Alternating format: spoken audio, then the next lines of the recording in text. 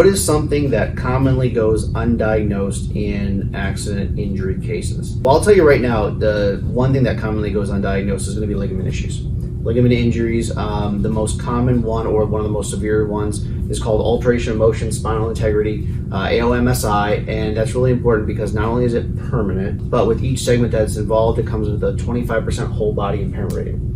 Now, to an attorney, if you are diagnosed with a 25% whole body impairment rating, that means that, hey, we got to get some more money because you are going to be impaired for the rest of your life with a quarter of your body. So that's huge. Right. But you have to make sure everything kind of lines up with that.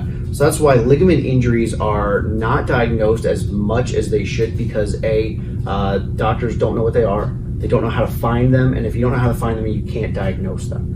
And that's also why we'll see a lot of people who go through different kinds of therapies. They hit a wall, they don't get any better, and then it's just kind of like, well, we're not sure because they were diagnosed with a sprain or strain, and at that point, they're kind of just, the system kind of let them down. Yeah. So you got to make sure you go through it the right way because also, from your attorney standpoint, if that happened to you and you were diagnosed with a sprain, strain, and then you didn't get any better, and now it's 3 months later after your 3 months of PT you went through on that diagnosis, you're pretty much out of options at that point. Really, you really are. That's, again, it goes back to, I think, the centerpiece of everything we're talking about, which is documentation. Like, the sooner you can get into a doctor, the sooner you can get documented, the sooner you find these things out, the better, because you're right, it does increase the value of your case. And there might be issues about the value of your case. There might not be enough available insurance. Right, Illinois only requires you to carry $25,000 worth of insurance, which is not a lot. But if there is available insurance, that's going to ensure that you get more of that so that you can use it to help you as you age and as you progress, because you're not going to improve. And so you're right. I think it's very, very important that we get into documenting. The only thing I'll say about this that I see go undiagnosed is concussion traumatic brain injury. Yes. Emergency rooms are not, as far as I understand it, designed to actually diagnose these kinds of injuries. They're designed to triage. So they're going to take a CT scan of your brain, which is like taking a Polaroid picture of your house and putting it on Zillow, right? You understand what the house looks like, but you're not going to sell it. The same goes for any sort of coup contra coup, whiplash-related brain injury. Your brain's bouncing around in fluid inside your brain, inside your skull, and with the physics again, it's going to hit the front of your skull, hit the back. You're going to get injuries to your brain. You're going to get shearing injuries, and I could dive into the nerdiness of all this that I've learned.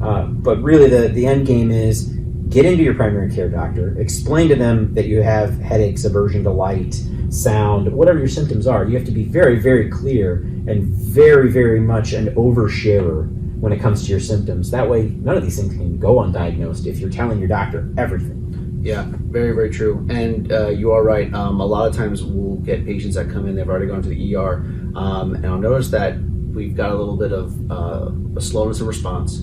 They're having trouble remembering things. Maybe not major sensitivity to light, but enough to where we can see that their eyes aren't open all the way. Maybe even some slurring of speech. And at that time, we're dealing with post-concussion syndrome, so we got to get them to a neurologist. Right. That way they can at least document and see what happens at that point. But you're right, the ER is really to triage, and they're trying to make sure it's not like a medical emergency. You got to get in and have surgery on something because we got internal bleeding or something. Right. And that's what they're there for. But again, it's just another piece of the documentation story of knowing we're ruling all those things out. But yeah, those things, unfortunately, they do go undiagnosed more than they should. I mean, nothing should ever go undiagnosed, but those things are the most common.